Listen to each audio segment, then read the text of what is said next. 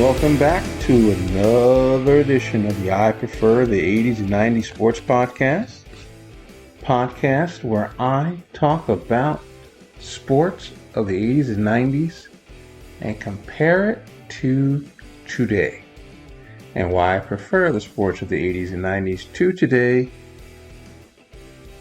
And this topic today, I think, is a damn good one. Over the last 4 days, I've read articles that essentially are trying to equate the Houston Astros of this era with the Yankees of the 90s into the 2000s. And there are a lot of good comparisons between the Yankees of the 90s and the Astros of today. First and foremost, the Astros and the Yankees both are teams that were built from within. Altuve, Correa, Dubon, Alvarez, all people who grew up in the farm system of the Houston Astros. Javier, Urquidy, Valdez, they all are babies of the Astros, just like the Yankees had Pettit, Mariano, Jeter, Posada. I'm sorry I'm talking like that, y'all, but it's just the way it's coming out. And a lot of people think that this Astro team is on par with the Yankee team. And obviously, you know by the title of my show that I don't agree. I've read articles recently where they say Altuve might actually be better than Jeter. And there's an animosity about Derek Jeter that certain Houston Astros former players have that I respect and I totally understand. I mean, Correa, before he was traded to the Twins, or before he left to go to the Twins, I should say, he had a lot of bad things to say about Derek Jeter. And when he was a free agent, many people thought that Correa would be an actual fit because the Yankees didn't have, quote unquote, a shortstop. And he would have been the guy since they got rid of Didi. But he didn't want to play for the Yankees. He was like, Derek Jeter didn't deserve any of the gold gloves he got. Didn't deserve a lot of the credit he gets. Like, he went all in. Altuve is a great player. He is a pain in the butt player. He hits home runs. He hits for average. But he don't play defense whatsoever like Jeter. And this is the problem that I have with this generation. And I want you to listen. The problem that I have with this generation is to me, I don't think they understand what truly greatness is, what truly GOATism is. They just look at somebody and say, oh, he's the greatest player of all time. Or he's better than Jeter. Or he's better than Mike. Or he's better than Gretzky. Because they had a moment. If you watched college football last night, Stanford was down 29-0. They rallied. They won 46-43 in double overtime. They had a receiver, number 13, whose name that I can't pronounce, so I'm not going to disrespect him. He caught 15 passes or 13 passes for 294 yards. 294 yards. And most of it in the second half, if not all. Based on today, the kids today would say, oh, he's the GOAT. Because that performance was GOAT-like. They put everybody and their cousin on him, and he beat them. He made an unbelievable catch in the first overtime to tie the game. And once again, I said a few weeks ago when Colorado State played Colorado, I don't understand why the coach did not go for the win. I mean, but they ended up winning anyway. My point is, this generation sees one thing and they go, he's the GOAT. He's the best I've ever seen. You know, LeBron goes for 90 points against Houston, and he's the greatest basketball player ever to play. Now, granted, it never happened, but I'm just saying, like, he does something great in the game. He's the best ever. Altuve, people think, is one of the greatest, if not, you know, definitely the best player in this generation because he does it all, except for plays great defense. He is a hitting machine. But the difference between an Altuve and a Jeter is the clutch gene. And that, to me, is what separates the GOATs, the greats, from the rest. LeBron is great, but does he have a clutch gene?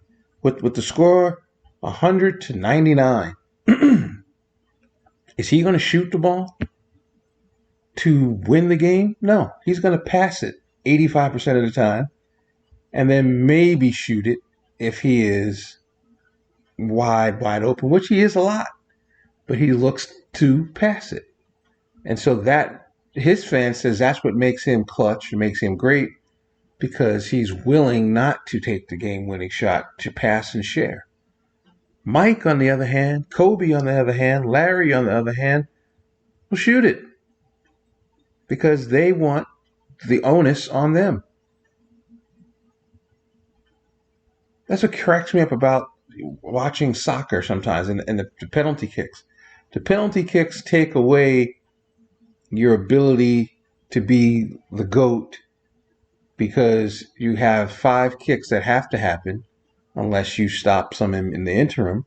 And any one guy can kick and give you the victory. And in a lot of ways, that's what Altuve is in baseball.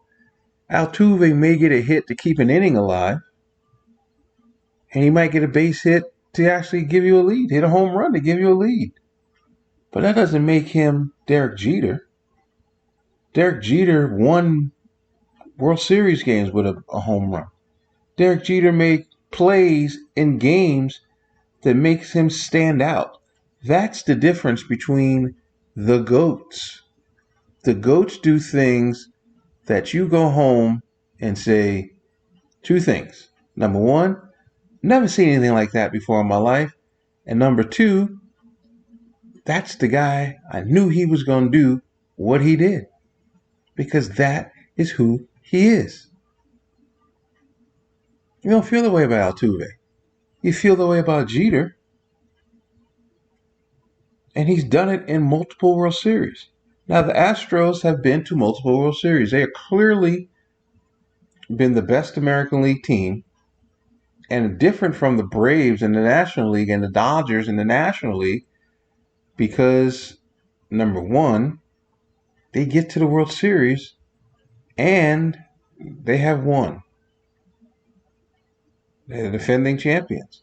The Dodgers, I believe, have won on like 7 straight playoff appearances or something like that. Atlanta's got 11. One of those, it might be opposite for each. But how many championships do they got? Atlanta got one a couple of years ago, so did the Dodgers. But prior to that, the Dodgers hadn't won a World Series, I believe, since 1988. And the Braves, the last time they won a World Series prior to the one they won 2 years ago was, 1995? And they're always in the playoffs. The Astros are always in the playoffs. They won the World Series last year. I think they beat the Dodgers a few years ago. They lost to the Braves 2 years ago. Yankees teams went to the World Series. They won, 5 straight, 4 straight? 4 straight. Then they lost one.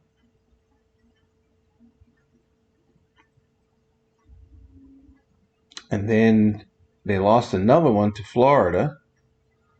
And then they finally got another one in 2009.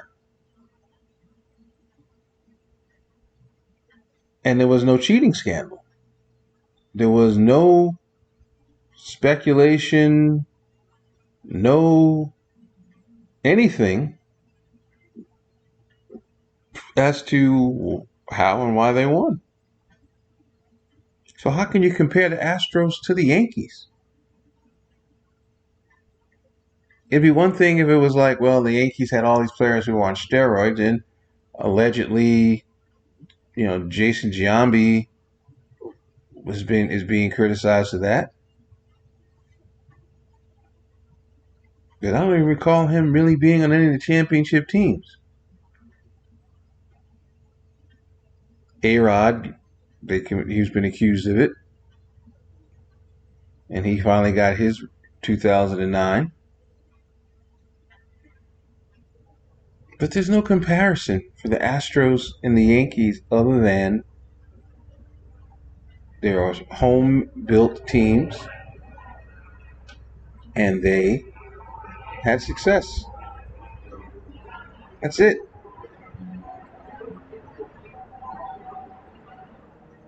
And I know people hate this. People hate the New York factor in all sports. People hate the fact that the nation, that a lot of people feel that New York sports teams, when they're competing for championships, it brings a different energy to the country. And being a New Yorker myself, I don't disagree with that at all.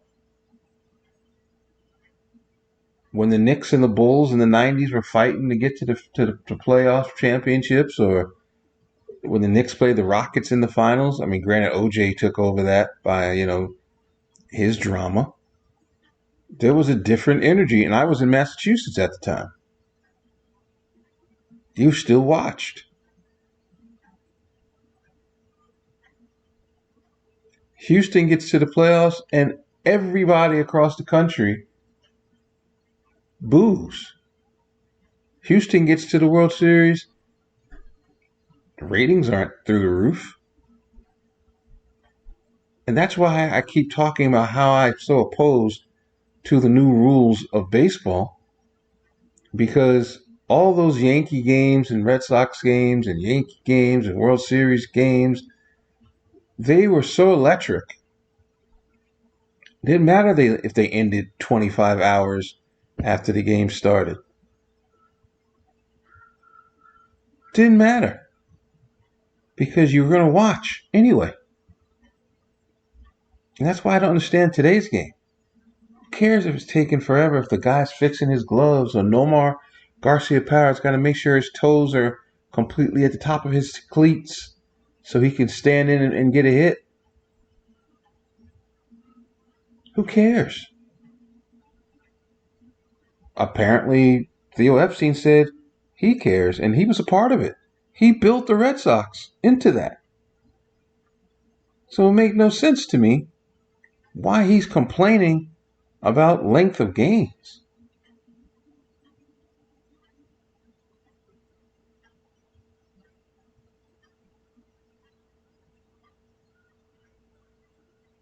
It makes zero sense.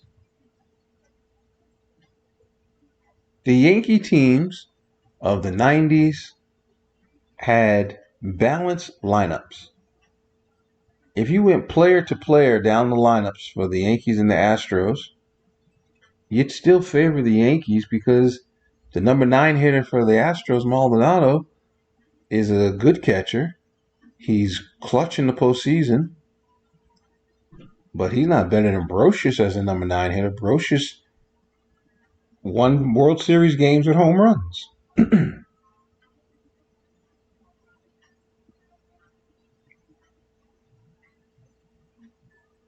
I'm not saying the Astros, and that's the other thing too. This generation, you can't point out flaws, because if you do, you are called a hater. The Astros lineup of this last run that they've been on since 2015-16 has been spectacular. But why do they need to cheat to beat the Dodgers? Why do they need to do anything excess other than just flat out play? They had Verlander, they had Garrett Cole, they had Morton, they had McCullers, they had great pitching, not good pitching, great pitching, and now it's all, was it Urquidy? Verlander's still there, Vasquez is still there, Valdez is still there. They can still pitch. They can still hit. They bring up the kid last year who was the World Series MVP to replace Carlos Correa.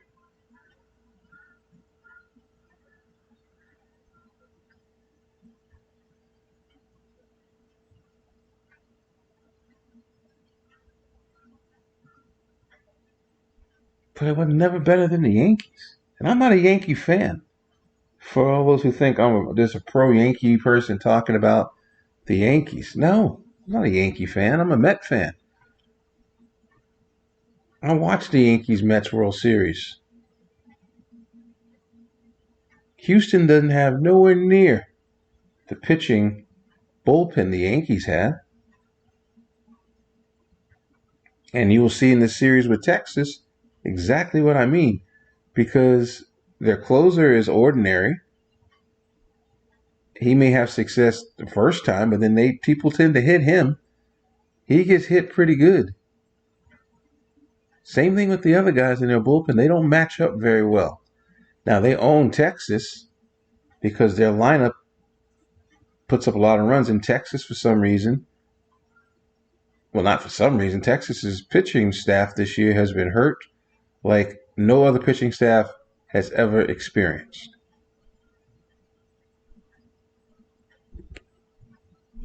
I mean, to lose DeGrom, Scherzer's hurt. I mean, Haney's been up and down. Eovaldi's been hurt, but he's back now. They have not been super. And maybe that's the other thing, too. The other reason why I take the Yankees over Houston is Houston. Who's Houston playing in a lot of these years to get to the World Series? Yes, they're playing the current Yankees. But that's not usually, and then it usually goes 7 games. But that's not this year. They're playing Texas. Tampa's good, but I don't recall a Houston-Tampa series that I'm like, oh my God, that was so epic. I remember every at bat. Nobody gives Houston credit for the first championship because of the trash can scandal. The Yankees had to go through really difficult teams to get to championships. Even Cleveland was good. Cleveland was good. The Red Sox were good. Seattle was good. The Yankees had their hands full. It wasn't a cakewalk.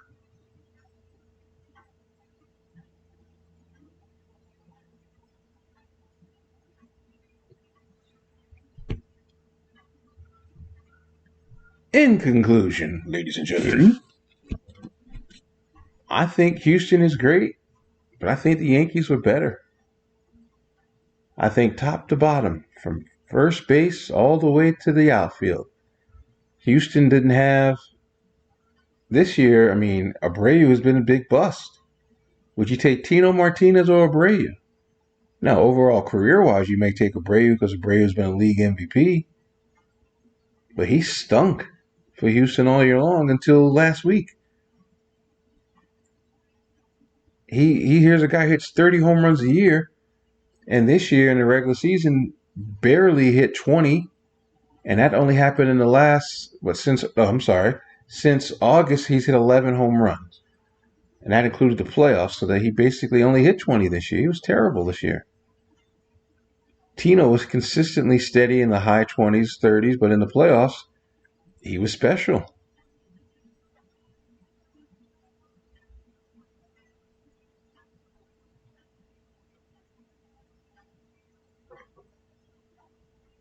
Second base, well, you give the edge to Altuve over Knobloch, but Soriano was pretty damn good. Cano was outstanding. Like, Yankees don't have bums playing these positions. Would you take Jeter or Correa? Or the kid? I mean, obviously people would say Jeter. He's a Hall of Fame. First, this was second unanimous vote. Bregman might be better than Brocious statistically, and Bregman's had some big moments in the postseason, but Brocious has hit home runs to win World Series games. And don't even bring up the outfield. The Astros outfield is ordinary. Tucker's great, but the Yankees have had Strawberry, they've had Bernie Williams, they've had Gerald Williams, may he rest in peace. Yankees have had players in that outfield. They had Dave Justice.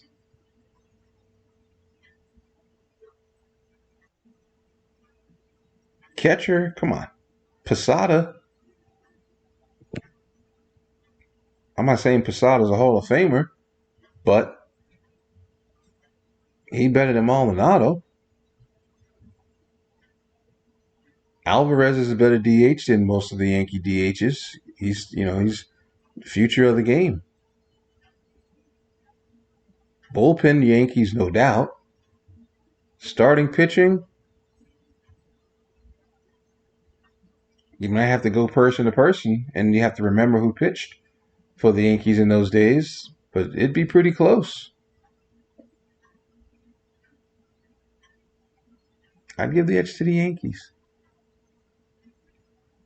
So in this day and age of comparing everything, I mean, this one's a pretty good one. It's pretty close. With the final analysis, the Yankees are better than the Astros. Until the Astros get 5, then come talk to me. Till Altuve gets 3,000 hits, then come talk to me. Till that happens, just words.